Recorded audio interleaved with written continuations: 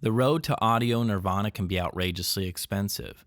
We drive along what feels like a stretch of luxury pavement in hopes to find a rest stop, only to find never-ending roundabouts. Gas stations along the way are loaded with vending machines of overpriced cables and accessories. Every single time you stop for relief from your weary travels, there is something new and shiny that you just have to have. But what if there was a way to know where the end of the road actually leads? What if someone not only drove the entire distance, but actually helped pave the dang thing in the first place? Well, folks, the company who helped pave the road I have just described knows exactly where it goes and can speak to the final destination with great authority. They bring good news for those of us headed full speed on the long, windy mess of empty wallets and really PO'd wives or loved ones. Yeah, they provided a different route that can lead to a lifetime of musical enjoyment at a price that will keep marriages intact, leave some cash for college educations, and best of all, give you something to laugh at when watching the audiophiles cruise on by and search for something that might not even exist. This someone that I speak of is Parasound.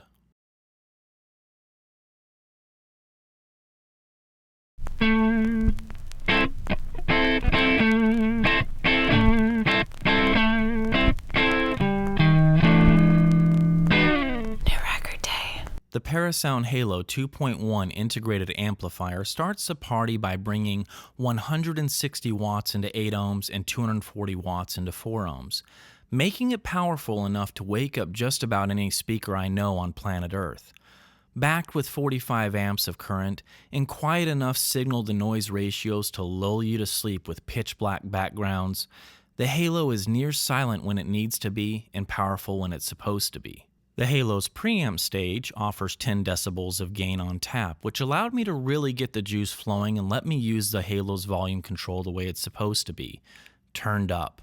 Speaking of how things are supposed to be, for those that notice the knobs on the front of the unit labeled bass and treble, yeah, those are in fact tone controls. I'll bet you haven't seen those in a while. And once you get over the shock, I'll let you know that they're actually quite useful, and bless you, Parasound. They are analog. Just saying the words warms my soul. The built-in phono stage of the Halo offers moving magnet users 35 decibels of gain at 47K ohms and moving coil fans 52 decibels with switchable loading between 100 ohms and 47K. Digital fans can rejoice as the Halo also offers USB up to 384 kHz, 32-bit PCM, native DSD support from 64, 128, 256 rates, and DSD over PCM at 384 kHz. If USB isn't your gig, coax and optical offers up to 192 kHz at 24-bit PCM. The heartbeat of all digital routing pumps its blood through an ESS Sabre 32-bit reference ES9018 K2M. The headphone amplifier section of the Halo is handled by a Texas Instruments TPA6120A with an output impedance of 10 ohms. I wish I had more difficult to drive headphones to try with the headphones section, but it sounded fantastic with everything that I had in-house. Also included, the Halo offers high-quality in- and out-balance connections and even throws home theater bypass and 12-volt triggers into the pot. All goodies combined rounds out the Halo as one of the most feature-packed integrated amps on the market today. Still not impressed? Try this one on for size. The Halo includes pre-out connectivity with crossover adjustments for those who want to use the amp's front end to drive other power amplifiers, effectively making it a useful stereo preamp. For those running subs, it also offers 2 mono subwoofer outputs with dedicated control for crossover adjustments or bypass. Speaking of subs and all things bass, the first time I plugged in the Halo, I instantly noticed enough bass that would satisfy the most discriminating listener. Skipping the foreplay with some of the other speakers I have in-house, I went straight for the jugular with my Anthony Gallo 3.1s. These speakers really need to see high current to get the woofer shaking downtown, and the Halo did exactly that. Tossing on Bella Flex Cosmic Hippo, I heard as much dynamic impact as my reference gear brings to the table, combined with bottom-of-the-barrel sub-octaves. Without question, if we are speaking about bass alone, the Halo easily surpasses the tube-glowing goodness of my reference gear while using my Pass XP15. Designed by John Curl, Parasound has a good thing going with the Halo's amplifier section, and this thing packs a punch that I would consider in-game in audiophile terms. Keeping pace with fat dynamics offered below the belt, the mid-range follows suit with plenty of meat on the bones and never sounded lifeless, thin, or sterile. Tossing on Madeleine Peyroux's Careless Love, I was impressed with just how robust the Halo delivered her voice, popping out of the mix with elegance, authority, and immediacy. Trying something different, I tossed on Blake Mills' Hi-Ho and let the album make its way through the first track, If I'm Unworthy. Blake's guitar broke the silence and presented similar sonic characteristics as my Rogue gear. Does the Parasound Halo sound tubey in the mid-range? Well, I wouldn't go that far, but I'll say this.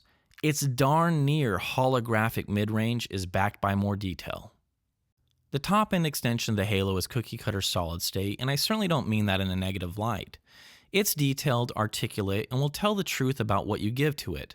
The Parasound won't lie to you or butter you up with rolled-off top end. Analog recordings sound clear as a bell, making it easy to hear outer edges of every single note. Tossing on CCR's Green River from QRP's finely pressed box set, I heard individual instruments take their place in the soundstage, even when the music is hectic and packed full to the hilt with sonic puzzle pieces. Making my way through the album and listening for top-end glare, dirt, or edginess, I ended with 100% certainty that Parasound got it right with this. The top end of the Halo sounds fantastic, and it won't leave anyone stranded with questions about what they are missing out on. When I read Mr. Steve Guttenberg's review of the Halo on CNET, he mentioned near the end of the review, the sound was relaxed and easy on the ears. Good, but if you have a high-end turntable, you might be tempted to add a separate, higher-end phono preamp. I gotta say here, folks, he's right on the money when describing it as warmer. It's not going to give as much detail or dynamic punch as separate components, but I'm going to vouch for Parasound here. Where I wish Steve pushed a little harder, as I noticed by engaging those front-end analog tone circuits, gave enough top-end shimmer and snap to move into much more interesting territory. Do the tone circuits cure everything? No. But I was very happy with where I landed and could have listened to vinyl for hours with this thing.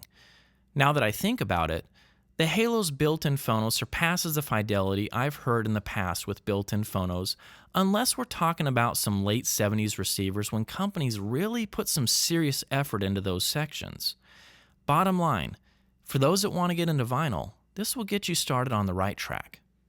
Shaking things up, I jumped over to the fine folks at hdtracks.com, created an account, and snagged a couple of high-resolution albums. I want to see how the Halo handles the goods through its USB connections. Queuing up the band's classic album and pressing play for Up on Cripple Creek, the sound was easily good enough to convince me that high-resolution files have a home here at New Record Day.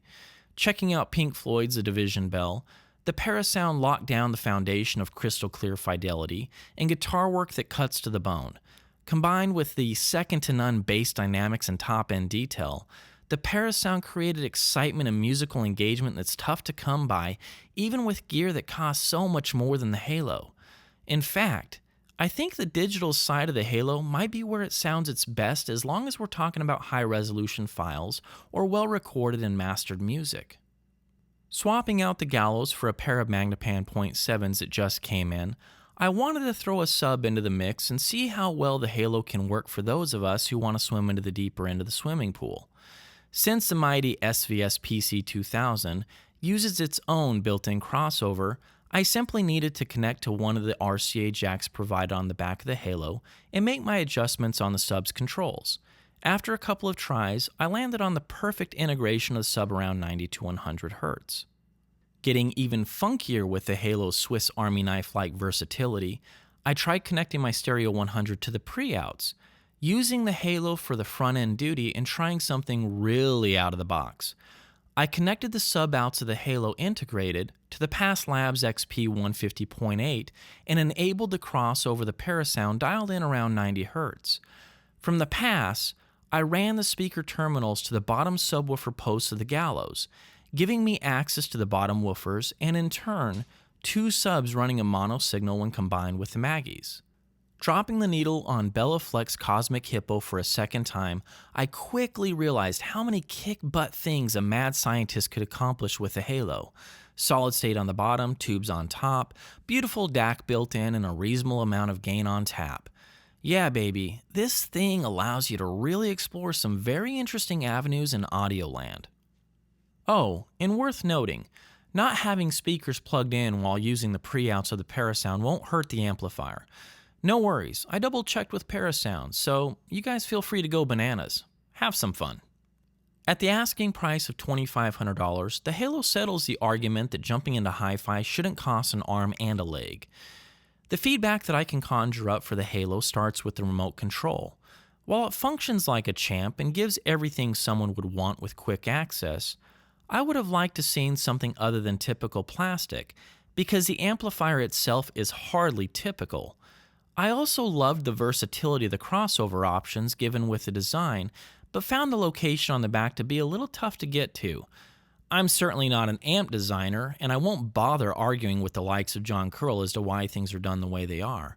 I'm sure there is good reason for the layout, but as an end user, it would be cool to see some options with easier access.